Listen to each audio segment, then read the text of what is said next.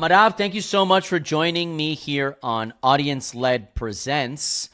Since you have a 12 plus year track record of building lean growth engines and scaling startups like Hubstaff, Close, and Storylane, I want to keep this ultra tailored to your lane. Here are two prompts that I'd love for you to answer. Ready? Go for it. Madhav, you dropped $500,000 a year on events and realized unconferences are great to attend, but terrible to sponsor. How do you evaluate if you're just paying for access to a room versus buying a structured pipeline engine?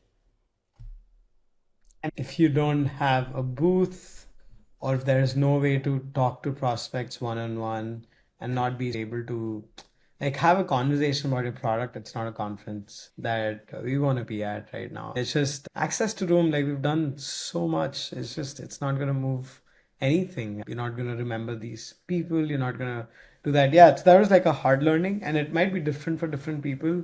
For us, I'm becoming pretty clear that I want to have a one-on-one conversation, or at least have that sort of an option that somebody can come in and actually have a one-on-one conversation with me, right? So when unconference, does that have something to do also with size? I feel like as I've had these conversations recently over the past couple of weeks, the topic of conferences comes around, and a lot of people share your opinion of we need to be able to have one-on-one conversations. And then the topic of the size of these conferences comes around. How do you feel about those larger scale conferences versus the smaller ones? Can you have those one-on-ones at something like a SaaSter?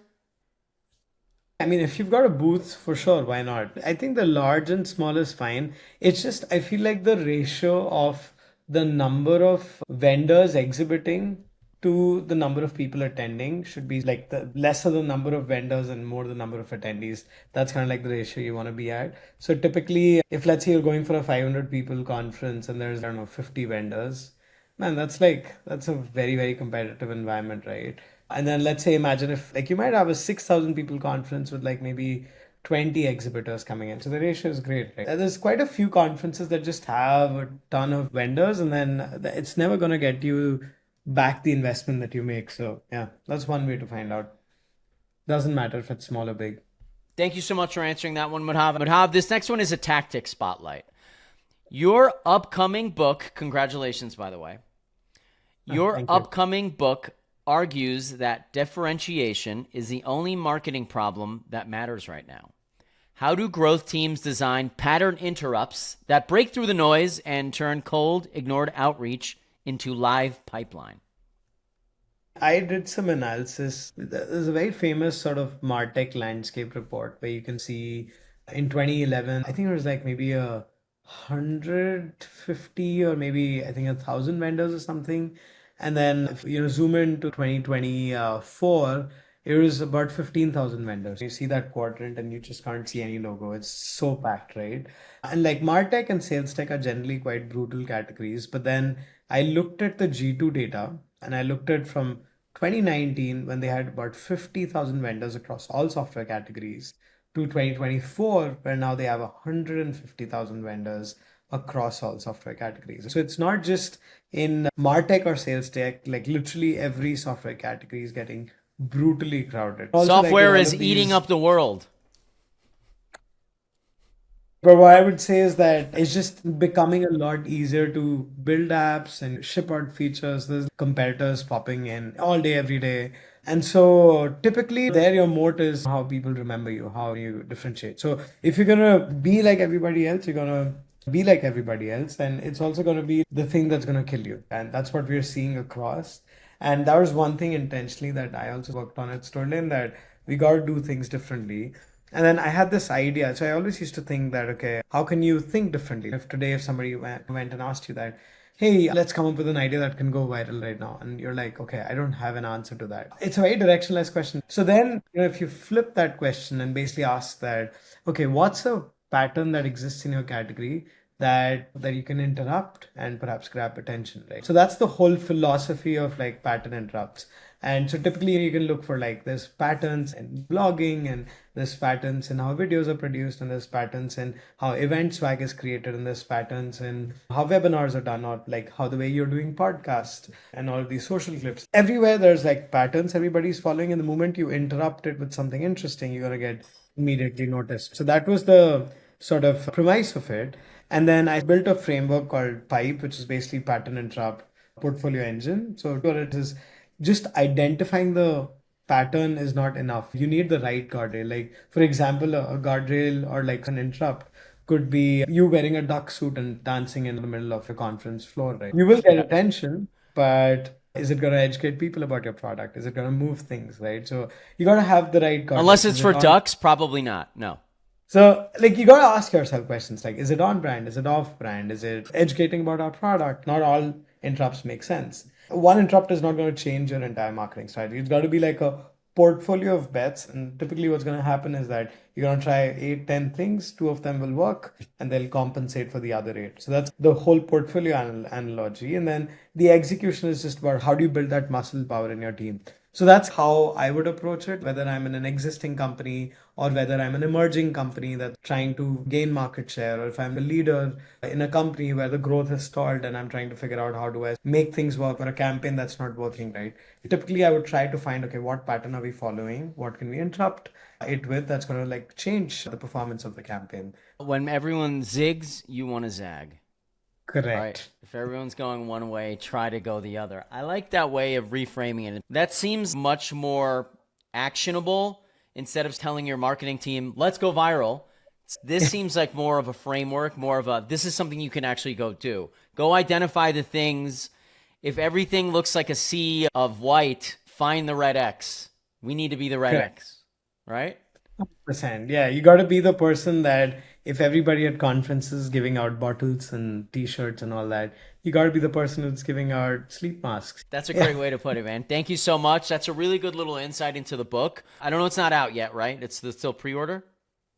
it's currently not even pre-order. I think it's just on a wait list right now. But out of the people, the customers, the companies that you at Storylane currently work with, who is one that more people should know about? Where maybe they have an interesting product or an interesting way that they're doing things, or maybe you have some friends that they need a little more exposure. There's a company called Dreamdata, which is like this marketing analytics and attribution platform, and they're probably, I think, one of the leaders in the category.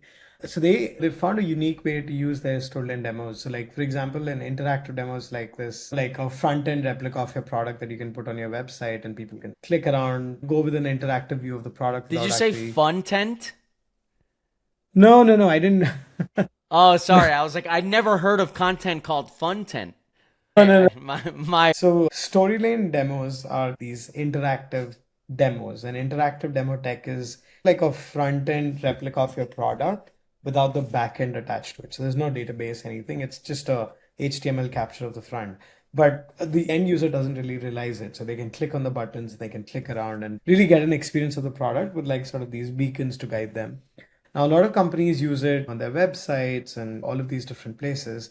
What I did find interesting was this company called Dreamdata that actually went in and put the specific customized interact demos on their use case pages. I think they've got like maybe 10 or 15 use cases pages on like different industries and different personas and different teams and different functions. And for all of them, they've got these individual demos. And I think I saw some stat like 40% of their deals are influenced by them seeing that demo. And they actually close their largest and their second largest deals because of that demo, right? So I thought that was pretty cool. I thought that was pretty interesting how they've been using it on their use case pages. I also saw them use it on their pricing page. Typically, you would go on a pricing page and you would see like the different pricing plans with this whole comparison table. But what they did was they basically split it into an interactive demo. It's like, here are the features you're going to get in this pro plan. Here are the features you're going to get in the growth plan in the whole interactive demo. So I thought that was pretty interesting too. Oh, That so the was user can see straight up, this is what my experience will be like as a basic user, and this is what the experience would be like as a premium user, let's say. correct. Yes, you don't have That's to. it's tangible. You can see, oh, this Correct. isn't quite as I really need that premium feature, or this experience looks so much better as a premium feature. So they're already getting that preview of what that looks like.